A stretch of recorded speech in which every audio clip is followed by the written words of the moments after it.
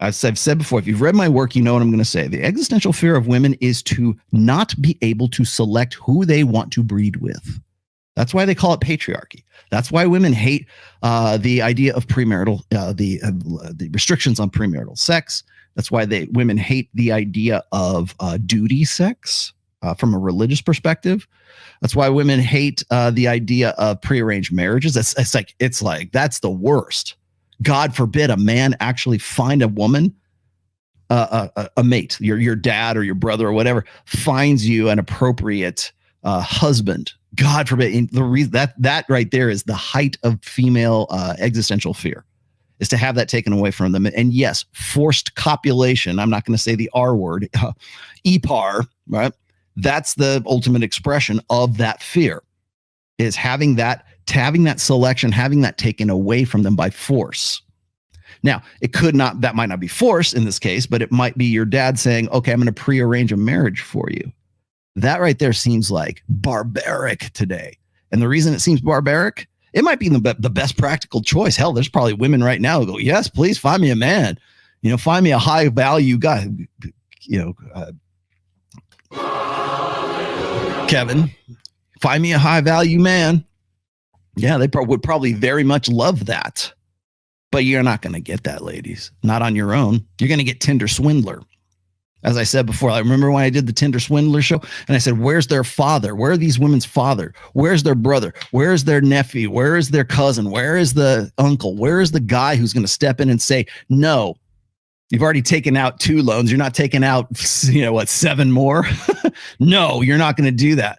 Because any guy that would come in there, that's taking away choice. That's taking away her independence. God forbid women ever ever have that taken away from them. That you want to know why women, quote unquote, are independent, strong, independent women, independent of men.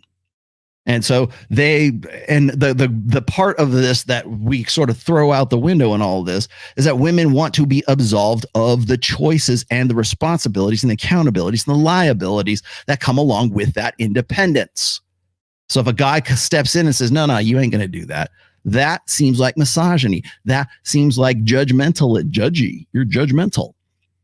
Well, all of that goes back to, it dovetails so perfectly into the legislation that says a woman has a right to choose whether or not your baby lives or your baby dies.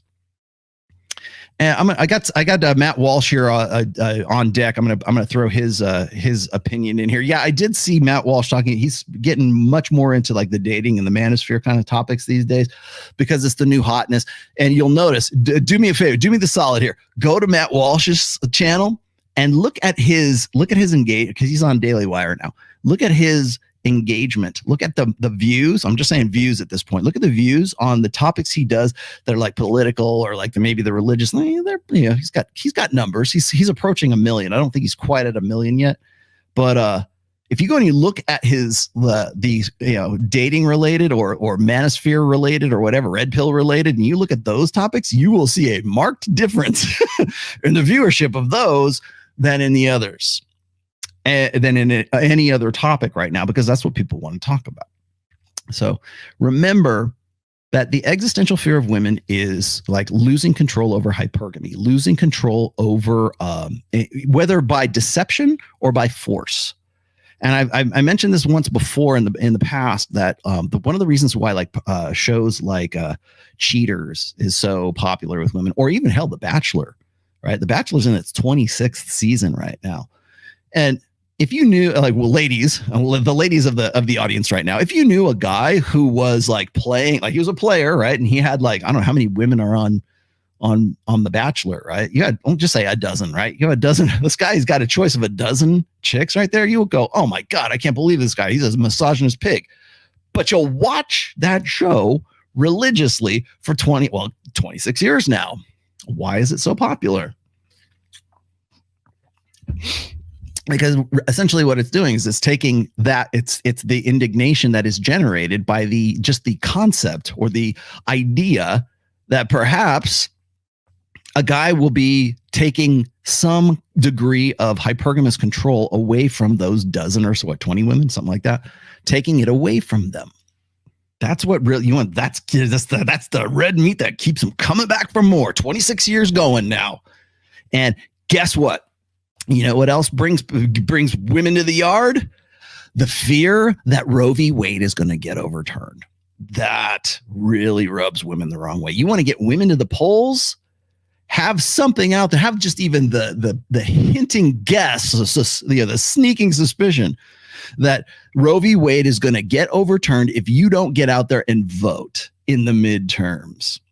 As I said before, there's a reason all this shit is coming out right now, because we're 6 months out. Ladies, get to the polls. And even if the voting process is entirely bullshit, plausible deniability is the catchword for all of this at this stage.